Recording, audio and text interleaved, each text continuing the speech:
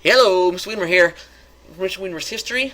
Today we're going to talk about the Gilded Age, or 4.3, Social Darwinism, and the Tarnished Image of the City.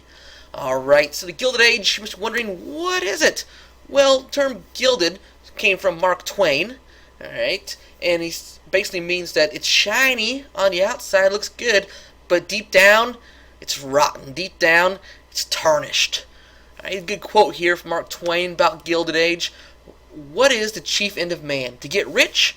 In what way? Dishonestly if we can. Honestly if we must. So social Darwinism and the industrialists. You guys be able to explain social Darwinism and government's attempts to help the industries. So, we all know about Andrew Carnegie by now, about the steel tycoon. Well, he made steel so cheaply, completed so mercilessly, that many of these other small steel companies went bankrupt. Right? And he and others like J.P. Morgan and Rockefeller, they're going to justify their actions by a term called social Darwinism, which is survival of the fittest in society, coined by Herbert Spencer. And basically, social Darwinism states that according to human nature, the most talented people will always come out on top. So if you're a talented individual, you will come out on top. You will be survival of the fittest. You're the fittest, you're the most talented, and you're going to be the richest and on top of society. That's social Darwinism. Right? So Carnegie, he ends up selling his steel properties to J.P. Morgan, right, in 1901 for $250 million. And what did he do the rest of his life? Well, he devoted it to philanthropy, which basically means giving money to people, help build schools, libraries, anything that benefits society, he's going to do. Anything with his money to help society, he's going to do. And he subscribed to this thing called Gospel of Wealth. Alright, philosophy that Americans with a great deal of money should use it for social progress. They should use it to help people. Become a philanthropist. Alright, so the Gospel of Wealth. He ended up donating $350 million. Alright, by the time of his death in 1919. This guy was a great philanthropy. Now, the government's going to get involved in these trusts, these corporations, these monopolies. Alright, the biggest act here is the Sherman Antitrust Act. Alright, so in 1881, Henry Dearest Lloyd wrote the story of Great Monopoly about Rockefeller Standard Oil Company.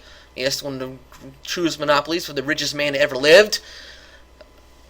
So the demands of federal regulation came about from industries in danger of being monopolized. They're like, we need regulation. Even Henry O. Havemeyer, a guy who virtually had a monopoly over sugar refining industry, he's like, yeah, we need some regulation. So the government's going to step in and create the Sherman Antitrust Act in 1890. Private monopolies and artificial restrictions on trade are gone. They're wrong. We're going to promote competition. We're going to limit the power of trusts and monopolies. Eventually, we want to bust those trusts up. So the Sherman Antitrust Act, it seems all great and everything, but very not strictly enforced, loosely worded, did not stop consolidation. But it wasn't, that bad of a deal, because it did cause big businesses to look at how they're practicing and look to the public as like, oh wow, the public really hates us. They call us robber barons, and they think we're ruthless and conniving, and we got to change our image up a little bit. And so it really did help. A quick review of Part 1. Carnegie and others used the term social Darwinism to describe the rise of power. Congress passed the Sherman Antitrust Act to promote competition and limit trusts and monopolies. Hard to enforce, but made big business think about how they operated. Alright, next part, a tarnished image. You guys be able to assess the corruption of the Gilded Age. There's a Rockefeller there, and basically, doing whatever he wants with government. Right. Growth of cities. Cities grew rapidly in size, as we know. And with rapid growth led to rapid corruption. Right? So we needed increased fire and police protection, better drainage, better water supplies. And this is very hard to do. And the city could not afford it, so private investors are going to come in and gain power and build the city up. So businesses were eager to get lucrative contracts. They're like, all about the money. Remember, Gilded Age is all about the money.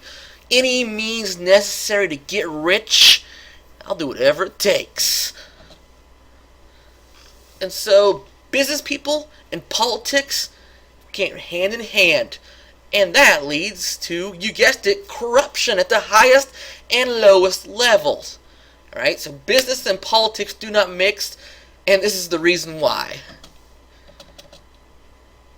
And so, usual democratic restraints of the government did not work. Alright, cities, this is just went too far here.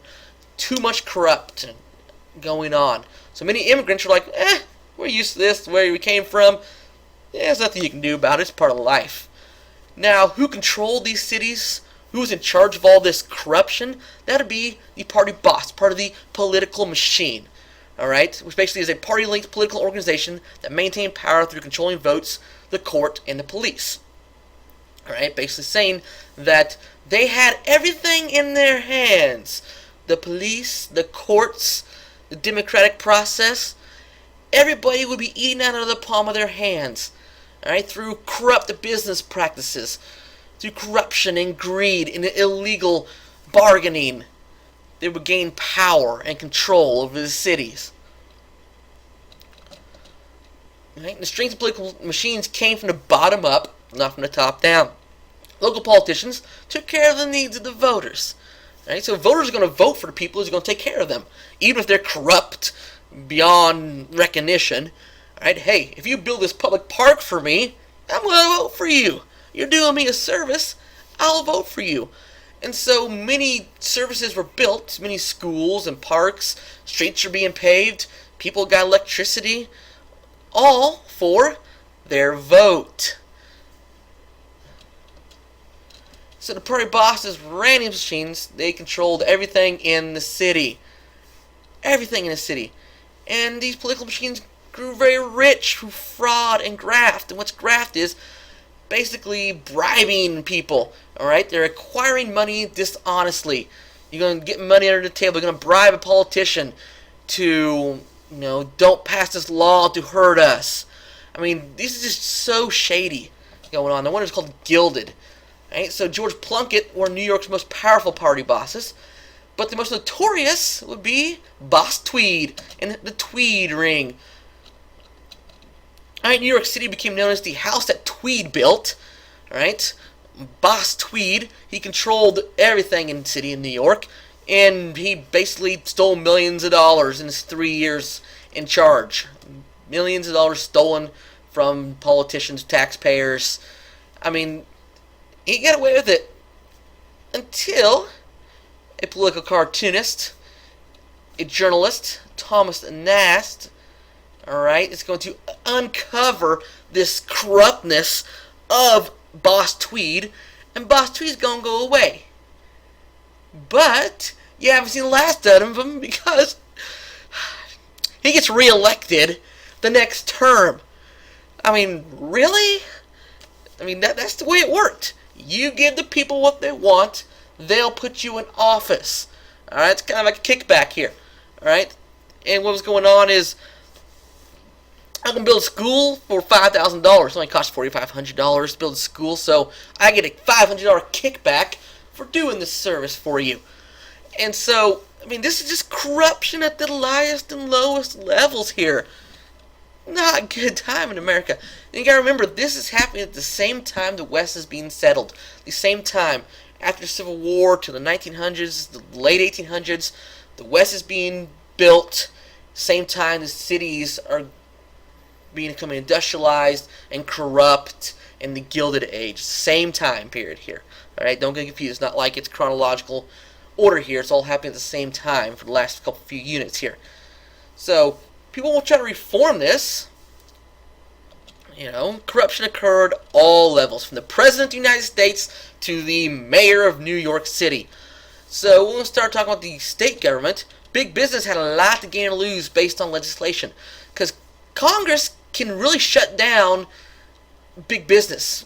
if they wanted to, they could shut it down. They can lower tariffs, which cause people to buy more imported goods. They can put restrictions and restraints on corporations and monopolies. And so what big business is going to do is hire lobbyists. They're going to hire people to represent them to Congress. And they're going to bribe Congress. They're going to make sure that Congress passes favorable laws for themselves. So they're going to hire lobbyists to represent them so Congress does not hurt them. Okay, that's at state and federal government level.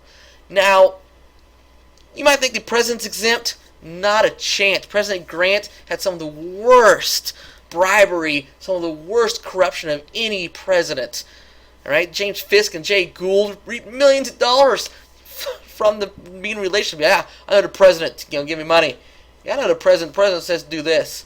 All right, they reap millions of rewards. And such as the whiskey ring scandal and the credit mobilier scandal that we talked about earlier, just bribing and money-hungry people, federal government, state government, big cities, this whole thing is just corrupt. America was corrupt. Things need to change. We will get that with the progressive era. But for now, America is just in bad shape. Another issue, the tariff issue. Remember one of the 5 factors of industrialization? Tariffs, high tariffs.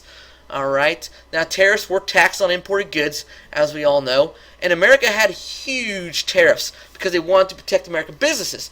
Okay, our interest, domestic business, domestic goods, American business, so we have high tariffs. Now, people were divided amongst this. Alright, so we had the free traders and the protectionists. Free traders opposed high tariffs.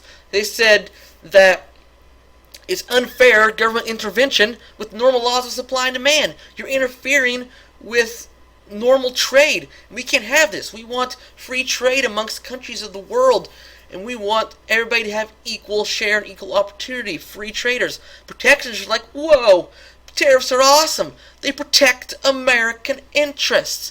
They protect American businesses, protect domestic goods. They make America rich. And so your free traders and protectionists is your 2 parts of the tariff issue. Right? Your 2 political parties get involved as well, Republicans and Democrats. Republicans supported by Western farmers and merchants. Eastern business people tend to be old immigrant Protestants. It felt the government existed to advance public good. Abe Lincoln was their patron saint. Democrats. Alright, Solid South. Talk about that, how from after the Civil War till civil rights for 100 years that the South was democratic. Right? The party depended on allegiances between southern and northern city machines. Alright? Support for recent immigrants, patron saint Thomas Jefferson, Andrew Jackson, claim to represent interests of ordinary Americans. Alright, now to review this section, Andrew Carnegie and others used the term social Darwinism to describe the rise to power. They had the talents, they had the goods, it's survival of the fittest. Right, Congress passed Sherman Antitrust Act to squelch the monopolies, to stop the trusts, to promote competition. Kind of hard to enforce it, right, but it did make big business think twice about what they were doing. Right, growth of cities led to corruption. Political machines controlled these cities and would help voters for votes. Right, many party bosses such as the Tweed, such as Boss Tweed, stole millions of dollars through illegal practices in the government. Corruption at the highest levels, at the lowest levels, from the mayor to the president. Grant's presidency was one of the most corrupt presidencies there was, wrapped in many scandals such as credit mobilier and the whiskey ring scandal. And then finally the tariff issue, one of the 5 factors of industrialization, high tariffs. America had different views on it. We had the free traders who hated the high tariffs, and the protectionists who were like, yeah, tariffs protect American goods. Alright. And here are my sources for this. And so, until next time, I'm Mr. Wiedmer. Don't forget, study history.